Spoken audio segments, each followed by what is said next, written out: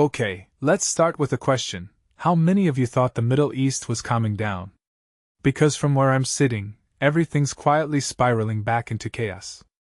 And today's headlines: Houthis blowing up Saudi oil infrastructure, Iran flexing its Hormuz muscle, and the Pentagon panicking about missile shortages, are just the tip of the iceberg. But here's the thing, this isn't random. There's a pattern here, and if you're not paying attention, you're missing how these pieces connect to something way bigger. Let's unpack the Houthi attack first. They hit an Aramco refinery in Jazan, Saudi Arabia, using drones. Officially, it's retaliation for Saudi drones flying over their territory. But come on, this is Yemen we're talking about, a country that's been starved, bombed, and destabilized for nearly a decade. The Houthis don't just wake up one day and decide to launch a drone strike for fun. This is calculated. They're Iran's proxy, and Iran's message is clear: mess with us, and global oil prices will twitch. Is that defensive posturing? Absolutely. But it's also a reminder that the Houthis are the cheapest, most expendable tool Iran has to keep Saudi Arabia off balance. Now, Saudi Arabia's response, or lack thereof, is fascinating. No casualties, fire put out, and silence. No F-15s scrambled? No airstrikes on Houthi supply lines? That's not weakness, it's strategy. After years of getting dragged into Yemen's quagmire, Riyadh is playing the long game. They're letting Iran and the Houthis burn themselves out while they cozy up to regional rivals like Qatar and Turkey. But here's the catch: if Saudi Arabia keeps absorbing these hits without retaliation, what does that say about their influence in the region?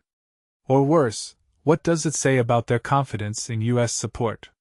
And speaking of the U.S., let's talk about Iran's demands for reopening the Strait of Hormuz.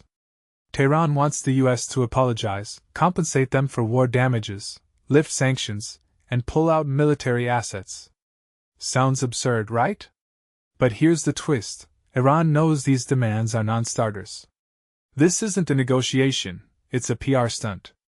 By making outrageous asks, they shift blame to Washington while rallying domestic support. See? The great Satan won't back down. Meanwhile, the Pentagon's scrambling to boost weapons production because they're running low on missiles intercepting these very drones. The irony?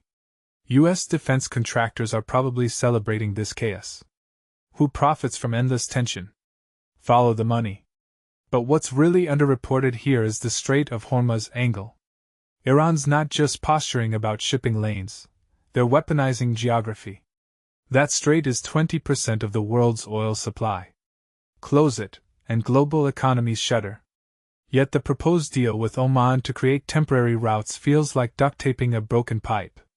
Even if ships can pass unofficially, this normalizes Iran's leverage. And if the U.S. caves, even a little, on sanctions or military presence, it sets a precedent: aggression works.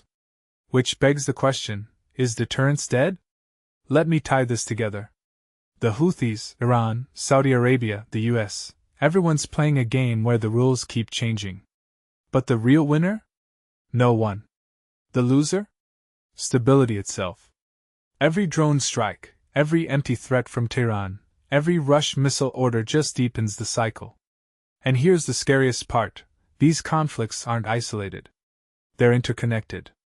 A refinery fire in Saudi Arabia affects gas prices in Texas. A closed Hormuz Strait paralyzes shipping from Shanghai to Rotterdam. So when you see headlines like this, don't dismiss them as just another Middle East thing. This is the world's powder keg, and the spark's already lit. What do you think?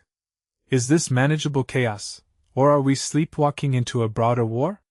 Drop your thoughts below, because trust me, this isn't just about oil anymore. It's about who gets to write the rules of global power in the 21st century.